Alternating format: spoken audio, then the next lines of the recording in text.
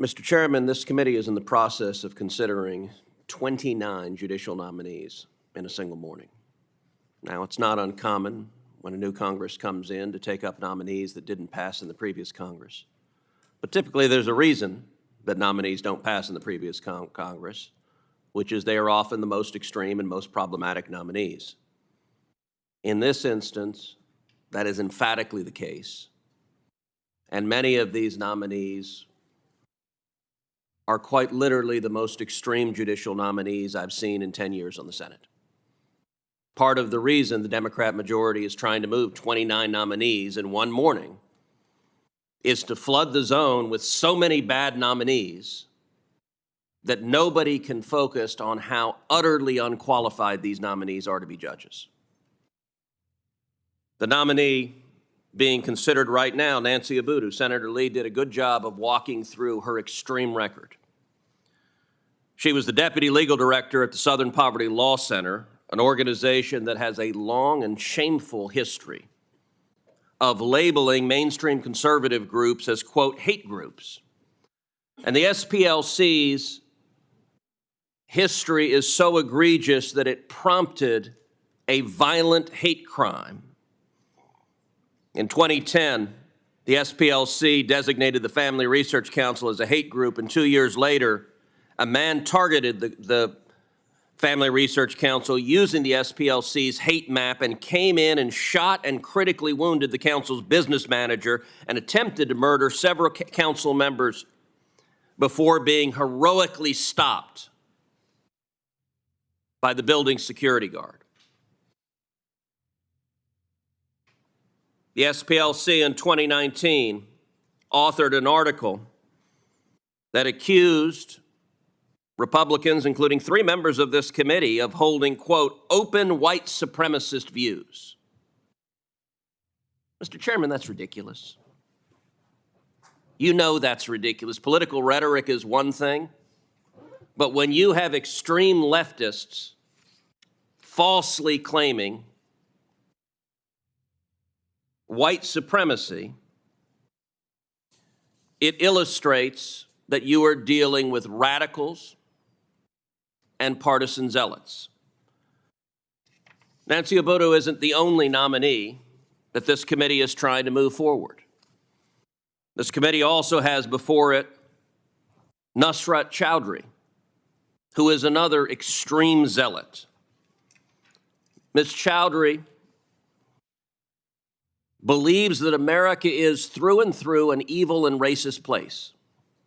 And she's not been shy about explaining that. She has stated that, quote, the structure of racial discrimination in America, quote, is so deep, so pernicious, that you have to, quote, use the law as a tool of social justice. Does anyone think she's going to stop, quote, using the law as a tool of social justice if she ascends to the bench?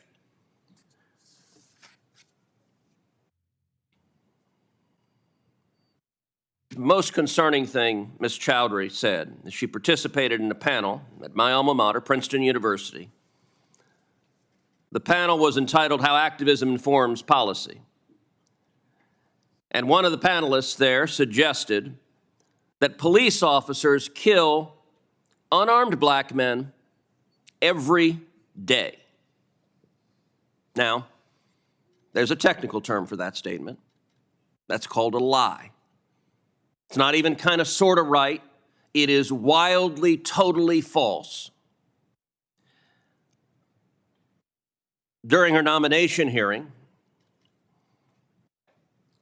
she was asked about a tweet that came from that event which said that she had agreed with the statement that police officers kill unarmed black men every single day. At first, she claimed she couldn't remember making the statement. Then later in the same hearing, she claimed she did make the statement, but she did so, quote, as an advocate. She said so 3 separate times. Well, I just, did it as an advocate. Now, most of the members of this committee have practiced law. The last I checked, as an advocate, you have an obligation not to lie, and that is a brazen lie that is dangerous. Now, subsequently, she sent a follow-up letter after her hearing saying, oh, never mind, I didn't say it. The thing that she had justified as, oh, I said it as an advocate. Afterwards, she sent a letter and said, no, actually, I didn't say it. Republicans on this committee asked for a follow-up hearing to ask about her miraculous new memory post-hearing that she didn't say such a harmful thing to police officers across the country. Sadly, the chairman wouldn't give us a new hearing. Another of the judges being considered today, Kenley Kia Cato. At her hearing, I asked her a very simple question. Is racial discrimination wrong? She was utterly unable to answer it. Today's Democrat Party embraces racial discrimination, believes that discriminating based on race, the reason, Mr. Chairman, and you are smirking, but the reason she couldn't answer it is because in law school, she had written an article advocating racial discrimination against Asian Americans. Now, Ms. Cato is Asian American. And she said, and I'm paraphrasing here, I don't have the article in front of me, but she essentially said that Asian Americans who didn't support explicit racial discrimination against Asian Americans weren't sufficiently woke. They weren't sufficiently enlightened. Now, I think that's a noxious position. But that's, of course, why she couldn't answer that racial discrimination was wrong, because she is an advocate for racial discrimination. Another one of the nominees being considered this morning is Dale Ho. Dale Ho is a self-described, quote, wild-eyed sort of leftist. Now, let me be clear, that's not my terminology. That's how he describes himself. He says, I am a, quote, wild-eyed sort of leftist. He wrote about how he's motivated each day by his hate for conservatives. That's the word he used, hate. Now, I want you to pause for a second and imagine. I'm going to ask the Democrat members of this committee to do something, which is imagine you're in somebody else's shoes. Engage in empathy. There are actually conservatives in the state of New York.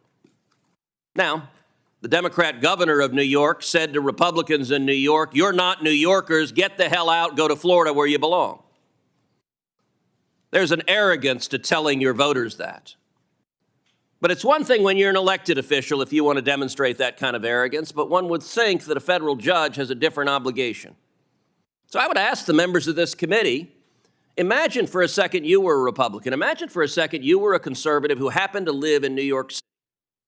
And you look up in New York City on the federal bench and you see a judge who's described himself as a wild-eyed sort of leftist, his own words, who is motivated every day, who gets up every day, and what gets him going is his hatred for you. You know, this is the kind of fellow that should have worked at the Southern Poverty Law Center. That's the kind of radicals who this administration is nominating, and yet that is not the kind of person that should be a federal judge. And I'm going to talk about one final nominee that isn't before us today, but that will be soon, which is Charnel Beckelgren. Now, the members of this committee are aware of just how wildly unqualified this nominee was. She's been nominated to be a federal district judge, and our colleague, Senator Kennedy, whose cross-examinations on this committee have now become legendary, he asked her what Article 5 of the Constitution was. And she responded saying, well, she couldn't remember, she wasn't familiar with that. He then asked her what Article 2 of the Constitution was. And she said, well, that's not coming to mind either. It was a stunning display of her lack of qualifications to be a federal judge. Now, to be clear, asking someone what Article 2 of the Constitution is not some obscure legal gotcha. There are questions you can ask about bizarre, hidden legal theories that would be a gotcha, that wouldn't be fair not knowing what Article 2 of the Constitution is, which is what establishes the president and the executive branch, any first-year law student who didn't know what Article 2 of the Constitution was would flunk con law. And I will say Chairman Durbin subsequently said publicly she was likely to get confirmed.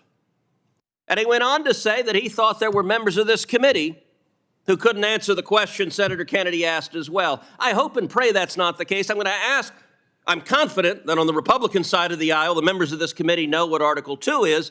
Are there any members of this committee who care to volunteer on the Democrat side of the aisle that you don't know what Article 2 is?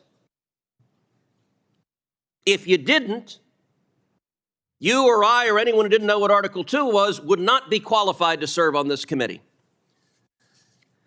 And I will say,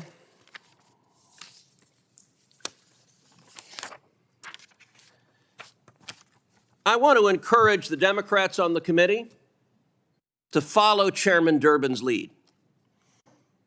Chairman Durbin, during the Trump administration, explained on a nominee, he said he invoked what he called the Senator John Kennedy test. And Chairman Durbin said, quote, "I think it's a legitimate test to be applied to all those who want to be trial judges, and I hope others on both sides of the table will join me in saying it's not enough to aspire. You have to bring to this aspiration some practical experience and knowledge that suggests you can meet the standard required." And I just want to close by this, which is urging my colleagues to be willing to stand up to the White House. I'm confident that many, if not most of you, actually care about having a qualified judiciary. One of the things I cannot understand over the last 2 years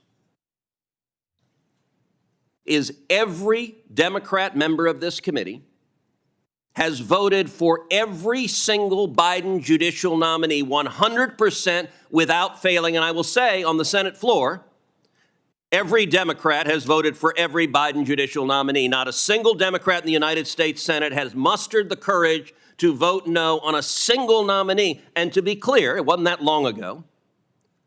We had a Republican president and a Republican majority in this body, and there were many of us who said on particular nominees, this is not a good nominee. We're not going to support this nominee. In fact, the John Kennedy test that Chairman Durbin referred to came from a Trump nominee who John Kennedy eviscerated at a hearing in a video that I still liken to watching a car wreck in slow motion. It was painful. But what happened? When it became clear that this individual was not qualified for the position for which he had been nominated, the White House withdrew the nomination. And it did so after a number of us made clear we're not going to support putting an unqualified person on the bench, pull the nomination back. So I would ask members of this committee, is there anyone, if the White House nominates a ham sandwich, are Democrats prepared to rubber stamp Judge Ham Sandwich? And this also connects to the discussion on the blue slip.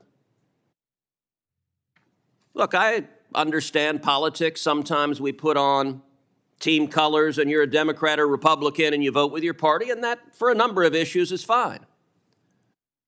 But do any Democrat members of this committee actually care about defending the institution of the Senate and your authority as a senator to represent your state?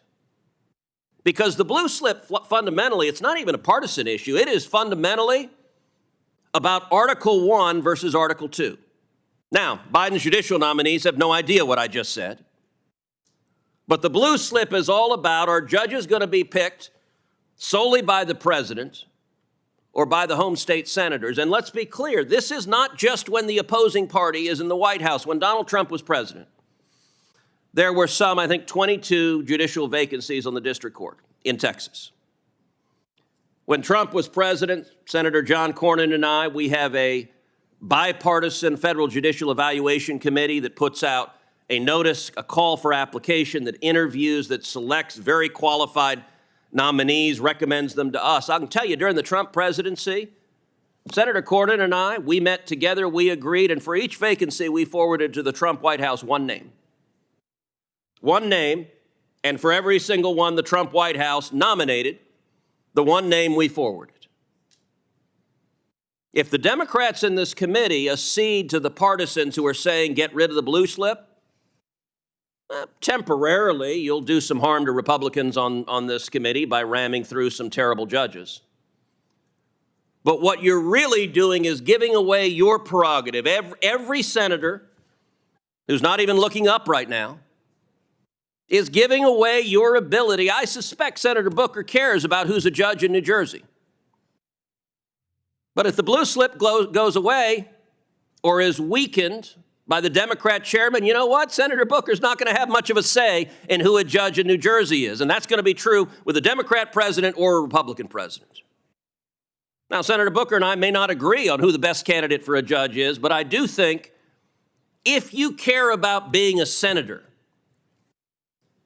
putting partisan politics above the prerogatives, above protecting this institution. I still remember the day the Senate, under Harry Reid, used the nuclear option to end the filibuster for judges. And I remember standing on the Senate floor next to Senator Klobuchar. And I turned to Senator Klobuchar on that day and I said, y'all are going to regret this. You're going to regret this. You're going to regret weakening the institution of the Senate. And I said, the result of this, you are going to get more Supreme Court justices like Justice Scalia and Justice Thomas. Now, I said, I'm happy with that outcome. But you're not. And I will say, if you look at the justices that came through, that prediction proved exactly right. Democrats were willing, like lemmings, to jump off the cliff because partisan politics were that high. And so my call, and sadly, I say this call with absolute certainty it will be unheeded, is for one Democrat senator to muster the gumption to say for one of these radical nominees, no, we're not going to vote to confirm a ham sandwich. No, we're not going to vote to confirm a judge who tells people he's motivated by hate. We're not going to vote to confirm a judge who doesn't even know what Article 2 of the Constitution is. We have a responsibility on this committee to ensure that Article 3 judges have the right temperament, the right character, and will follow the law. These judges that are nominated are not going to do that.